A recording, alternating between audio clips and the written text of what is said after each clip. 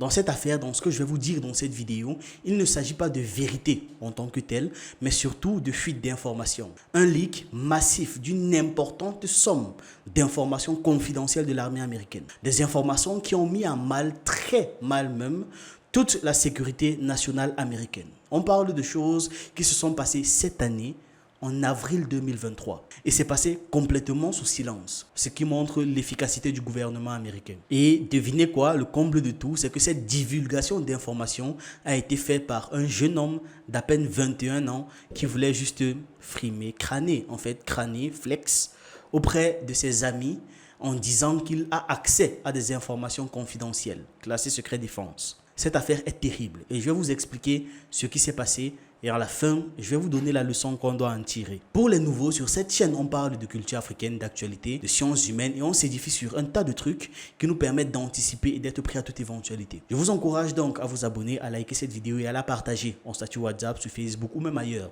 C'est totalement gratuit et ça fait toujours plaisir. Aussi, notre équipe offre des services de graphisme 2D et 3D, de montage vidéo, d'animation et de conception de sites internet. Si vous avez besoin de nos services, vous pouvez utiliser ce numéro, ce QR code ou encore les informations en description. Bon visionnage. Le 5 avril 2023 sur Twitter a été publié un lien nommé leak.zip. Un leak, c'est une fuite d'informations. On va par exemple leaker, on va par exemple faire fuiter l'information selon laquelle tel personnage meurt dans une série. Donc ça a fuité. Et il y a donc beaucoup de personnes qui sont au taquet sur les leaks, peut-être parce que c'est leur contenu, c'est leur fond de commerce, ou juste parce qu'ils aiment les ragots d'internet. Sauf que là, il ne s'agissait pas de savoir si Andrew Garfield et Tobey Maguire seront dans Spider-Man No Way Home. Et c'était encore moins les photos intimes d'une célébrité qui a fini par sortir. C'était bien pire que ça. Sachez que les fuites qu'ils ont trouvées là sera véritablement étudiée dans 50 ans, dont l'histoire est vraiment dans les écoles historiques quand l'affaire sera finalement déclassifiée.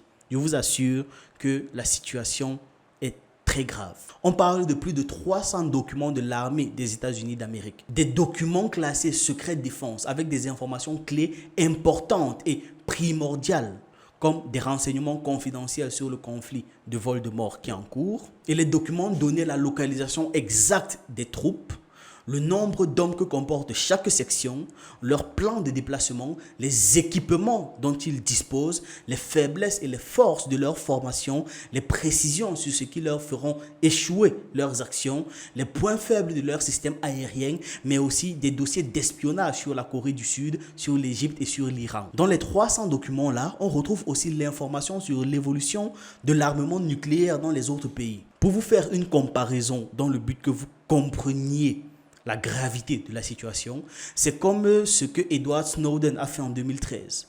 C'est d'ailleurs la pire fuite des renseignements de l'histoire des États-Unis depuis Edward Snowden. Je trouve ça d'ailleurs très curieux que ça se passe exactement 10 ans plus tard. Je vous fais un petit rappel de l'affaire Snowden. Le 6 juin 2013, Snowden rend public par l'intermédiaire des médias des informations classées top secret de la NASA concernant l'enregistrement et le traitement des données de connexion Internet et des appels téléphoniques aux États-Unis. Il dévoile aussi l'existence des systèmes d'écoute sur Internet, des programmes de surveillance Prism, XKeyscore, Boundless Informant et Bullrun du gouvernement américain. Il dévoile aussi les programmes de surveillance Tempora Muscula et Optic Nerve du gouvernement britannique. Et pour justifier ces révélations, il déclare que son seul objectif est de dire au public ce qui est fait en son nom et ce qui est fait contre lui. À la suite de ces révélations, Edward Snowden est inculpé le 22 juin 2013 par le gouvernement américain sous les chefs d'inculpation d'espionnage,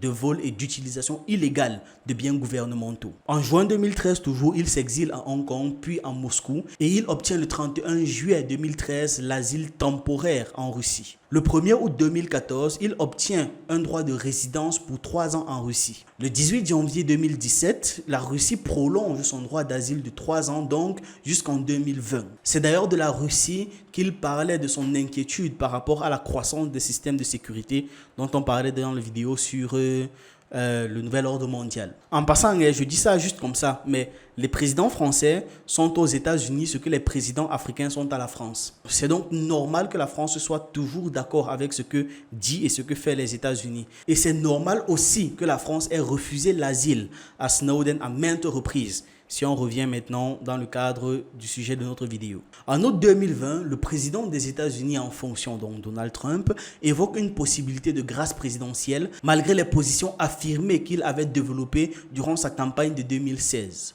Le 22 octobre 2020, Snowden se voit accorder un titre de résident permanent en Russie. Le 26 septembre 2022, Vladimir Poutine signe un décret qui accorde à Snowden la citoyenneté russe. Dans une précédente vidéo, j'ai parlé de Snowden en disant que on ne sait pas où il se trouve. Et des gens m'ont dit en commentaire que si on sait où il se trouve en Russie. Et ils m'ont dit ça parce que justement, il a la citoyenneté russe. Alors, qu'il soit un Russe ne signifie pas qu'il vit en Russie. Vu son importance et vu ses connaissances, il ne peut tout simplement pas être un citoyen lambda en Russie. Ce n'est pas possible. Et le pire dans tout ça, c'est qu'il peut même être dans l'appartement juste au-dessus de chez vous, qu'on n'en saurait rien du tout. Donc, lorsque je dis qu'on ne sait pas où il est, c'est que si je vous demande là, vous ne savez pas où il est. Voilà, donc il est peut-être en Russie, peut-être pas. On sait juste qu'il a la citoyenneté russe.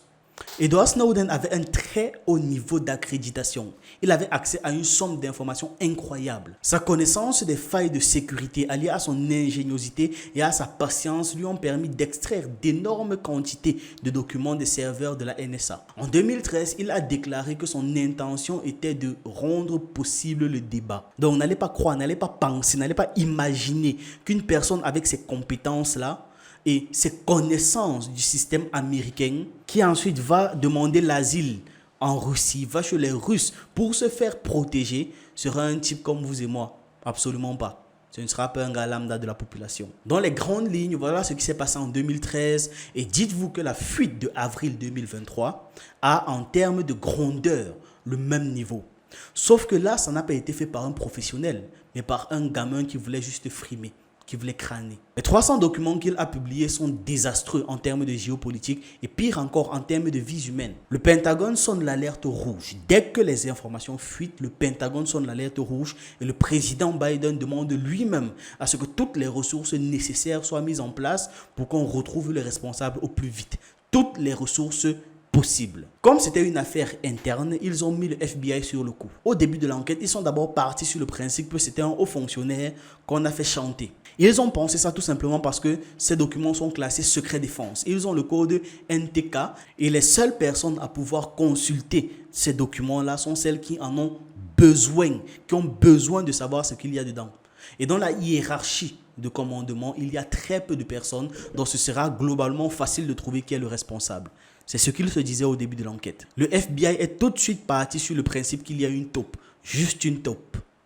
Et donc, pour pouvoir retrouver la personne, ils vont remonter la trace internet de la publication. L'objectif étant de savoir de quel appareil ça vient, quel est le premier appareil ayant publié ça. Ils vont étudier l'empreinte numérique du fichier. Ils vont découvrir que ce n'est pas sur Twitter que le lien a été partagé initialement, mais que bien avant d'être sur Twitter, les documents ont été partagés sur Telegram.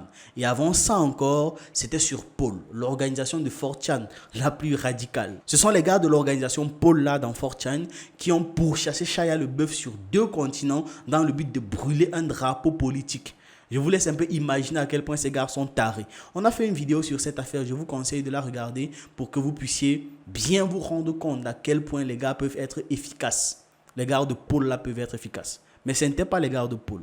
La piste a fini par mener jusqu'à Discord où les enquêteurs vont comprendre que à la base, c'est parce qu'un enfant voulait montrer qu'il a raison. Dans un groupe Discord de Minecraft, où les gens parlent de Minecraft, littéralement en fait c'est ça. Il y a plus de 1500 membres qui passent leur temps à discuter de comment est-ce qu'on peut reproduire des monuments de la vie réelle dans le jeu. Minecraft c'est un jeu de construction, bref c'est un jeu très populaire. Je ne vais pas vous apprendre ce qu'est Minecraft, sinon allez taper sur YouTube. Dans ce groupe qui était initialement un groupe de passionnés de jeux vidéo, en gros des gars qui échangent sur comment est-ce qu'on peut reproduire la statuette de la liberté par exemple dans le jeu et consort. Il y a eu donc 2 personnes qui ont commencé à échanger et à donner leurs avis sur le conflit de Voldemort et avec tout ce qui se passe en Europe actuellement. Donc les 2 gars se disputent, l'un dit que tu as tort, l'autre aussi dit que tu as tort. Bref, ils se disputent et l'un d'eux fait comprendre qu'il a des informations secret défense qui prouvent que ce qu'il dit est vrai. L'autre lui demande de montrer ce qu'il fait et c'est comme ça que les documents ont fuité parce que la discussion était dans un salon public.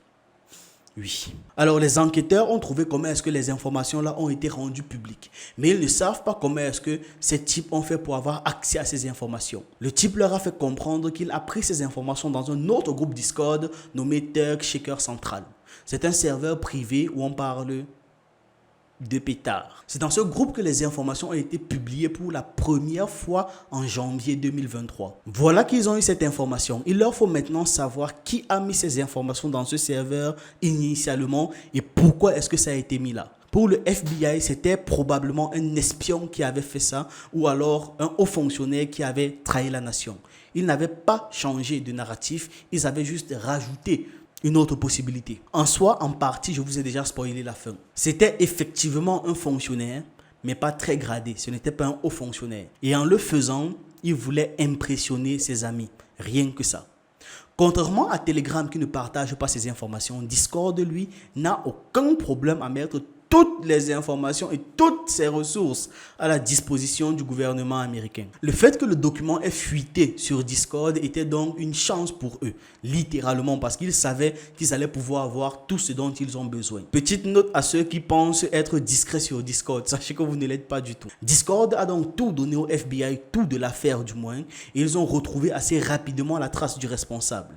Ils ont eu son nom et son adresse. Et c'est là qu'ils se sont rendus compte que c'est un jeune homme à peine de 21 ans qui travaille dans l'armée américaine en tant qu'informaticien qui a fait le coup. Il voulait faire croire à ses amis qu'il avait une habilitation secret défense. Alors ce jeune homme n'avait pas l'habilitation pour consulter ces informations, mais ce qu'il avait, c'était la permission de les classer, uniquement de les classer, pas les consulter. Et dans le cadre de son travail, il avait accès aux ordinateurs qui détenaient les documents. C'est une fois devant ces ordinateurs qu'il a décidé de les imprimer. Oui, il a imprimé les 300 documents avec lesquels il est rentré chez lui, a filmé chaque document pour ensuite envoyer à ses amis afin de les impressionner. Et il a dû imprimer ces documents et non pas juste les copier-coller dans une clé USB par exemple, parce que dans le cadre de son travail, il n'était pas autorisé à entrer avec un quelconque appareil électronique dans la pièce où se trouvaient les ordinateurs ayant des informations sensibles. C'est donc à cause d'une imprimante dans une pièce qui ne devait pas avoir d'appareil informatique qu'a eu lieu la plus grosse fuite d'informations de la décennie. Pour le moment du moins. La vérité finit toujours par sortir. Avant même que je ne commence à écrire cette vidéo, c'était le titre que je lui ai donné. Et j'ai donné ce titre parce qu'il y a une leçon à tirer de cette affaire. Peu importe comment quelqu'un cache une vérité, elle trouve toujours un moyen de sortir. Même de la manière la plus stupide possible, elle sort. De la manière dont personne n'aurait même pu y penser, tellement c'était stupide ou tellement c'est inventif à la rigueur. Vous pensez que le ministère de la Défense des États-Unis d'Amérique n'a pas de protocole de sécurité? Mais un adolescent de 21 ans qui n'avait aucune arrière-pensée a causé tout cela. Donc vous voyez que vous ne pouvez pas imaginer d'où peut partir la vérité. Alors, qu'est-ce qui est arrivé à ce garçon? Il faudrait bien que vous ayez la fin de l'affaire. Il pourrait avoir 60 ans de prison. Oui, 60 ans de prison vu qu'il a été arrêté. Il pourrait avoir 60 ans de prison. Tout ça parce qu'il voulait impressionner ses amis. Il a été accusé de vol et de détention non autorisée ainsi que de transmission d'informations classées secret défense pouvant causer de lourds dégâts à la sécurité nationale américaine. Voilà.